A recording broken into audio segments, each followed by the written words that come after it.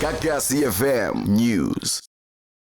Ukunqwabelana kwezidumbu osekuthathe iminyaka nokushoda kwengqalasizinda zokusebenza sekwenze abasebenzi abahlinza izidumbu base-Fort Napier Medico Legal Mortuary eMaritzburg okungamakhaza kahulumeni ngaphansi komnyango wezempilo esifundazweni saKwaZulu-Natal balahle ithemba ukuthi izinkinga ababhekene nazo zizophela emva kweminyaka besebenza ngaphansi kwezimo ezingagculisi.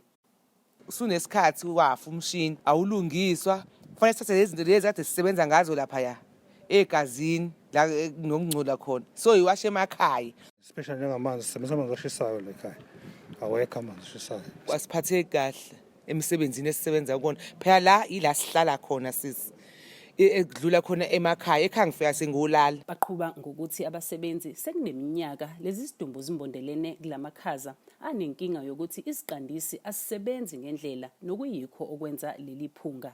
Ingafana department yasinika izinto ayisinika izinto sekuyithini esiklinelayo sesikwamukelile nje ukuthi sihlele emanyaleni nasephungeni elimpi ngoba iphunga leli sihleli kulona and mawufika mawusuka uya kubantu kadathu ugqoka ingubo ungene nje emsebenzini ufika esitolo noma ufike emgaqweni abantu banyiphe ngoba bezwe iphunga elisalele engubeni.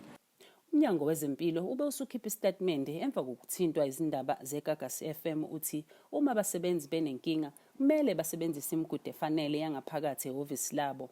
Ezindabeni zeGagasi FM nginguNompendulo Ngubane ebika eSepira Maritzburg. Gagasi FM News.